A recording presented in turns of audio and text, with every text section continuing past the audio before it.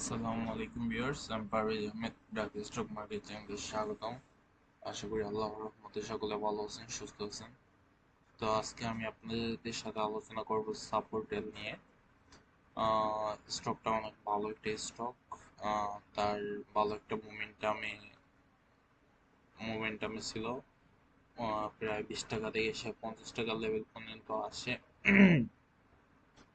এবং সেই জায়গা থেকে বর্তমানে দেখা যাচ্ছে যে আজকের দিনে কিছুটা কারেকশনে আছে।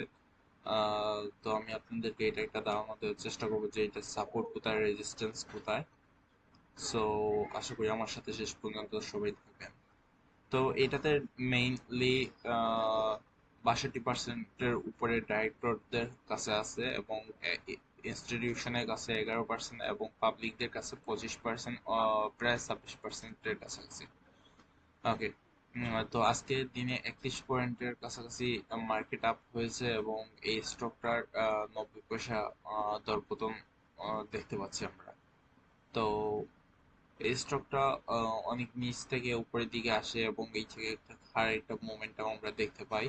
এবং আহ, এই জায়গায় আসার পরে আমরা মার্কেটে একটা রেজিস্ট্যান্স দেখতে পাই আর নিয়ার অ্যাবাউট আপনার 48-70, বর্তমানে যে অবস্থা দাঁড়িয়ে আছে মার্কেট। তো মার্কেটের জন্য এটা একটা সাপোর্ট লেভেল। একটা শর্ট টার্মে যদি আমি বলি, তাহলে শর্ট টার্মে একটা সাপোর্ট লেভেলে আছে বর্তমানে।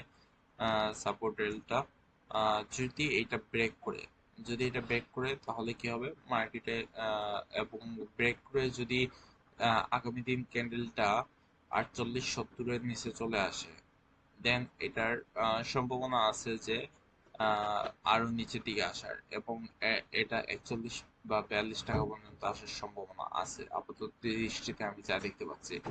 তাছাড়া যদি আমি এটার মধ্যে সাপোর্ট লাইনটা দেখি, সাপোর্ট লাইন হিসাবে আমি বলতে পারতেছি যে নিয়ার অ্যাবাউট 45 থেকে 40 টাকা পর্যন্ত এটার আসার সম্ভাবনা আছে যদি এই লেভেলটা ব্রেক করে। সো সো এইটাই বলা যাচ্ছে যে যদি বর্তমান যে সাপোর্ট আছে সেই সাপোর্টটা ব্রেক করে, তাহলে ব্রেক করে যদি ক্লোজিংটা দেয়, তাহলে মার্কেট নিয়ার অ্যাবাউট 45-46 টাকার পর্যন্ত আসতে পারে। এবং দেন এটা যদি ব্রেক করে ফেলে, তাহলে আমরা আলটিমেটলি 42 টাকার আশেপাশে এই জায়গায় একটা সাপোর্ট পাওয়ার সম্ভাবনা আছে। তবু যদি এইটাকে ব্রেক করে ফেলে, তাহলে বুঝতে হবে যে সাপোর্ট এলে তার নেগেটিভ, অর্থাৎ মার্কেট ইন্ডেক্সটা নেগেটিভ, সাপোর্ট এলটা নেগেটিভ ট্রেন্ডে চলে যাবে।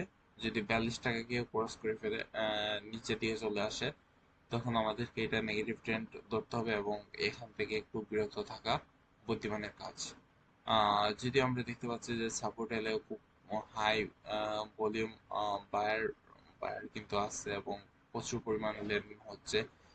এবং আমি আপনাদেরকে বলছি যে 48-70 এই জায়গায় একটা ভালো একটা সাপোর্ট লেভেল আছে, যেহেতু প্রিভিয়াস রেজিস্ট্যান্স এটা ছিল, বর্তমানে এটা সাপোর্ট হিসেবে কাজ করবে।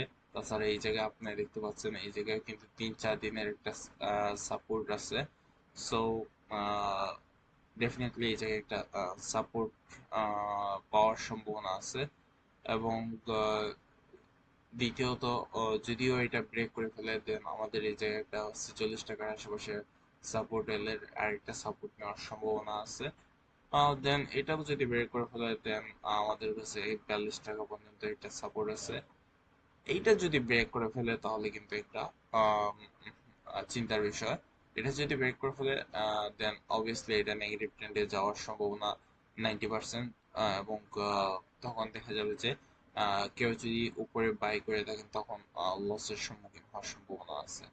আদারওয়াইজ আই থিঙ্ক যেহেতু ভলিউম বেশি হচ্ছে, বেশি পরিমাণ সেল হচ্ছে, এবং বায়ারও ঠিকঠাক আছে, সো ইটস নর্মাল। এমন হতে পারে সে তার এই জায়গাটাকে, সাপোর্টটাকে টেস্ট করবে। টেস্ট করে সে নেয়ার 50 টাকার উপরে যদি ক্লোজিং দিতে পারে, দেখেন একদিনে কিন্তু 50 টাকার উপরে ক্লোজিং দিতে পারে নাই। সো সে যদি 50 টাকার উপরে যদি আগামী আহ, 1 সপ্তাহ 2 সপ্তাহের ভিতরে ক্লোজিং দিতে পারে, দেন এইটা অন্য লেভেলে চলে যাবে। দেন এই জায়গায় আমরা বড় একটা মোমেন্টাম দেখতে পারবো আশা করি। সো এটা ছিল আমার সাপোর্টেল নিয়ে চিন্তা।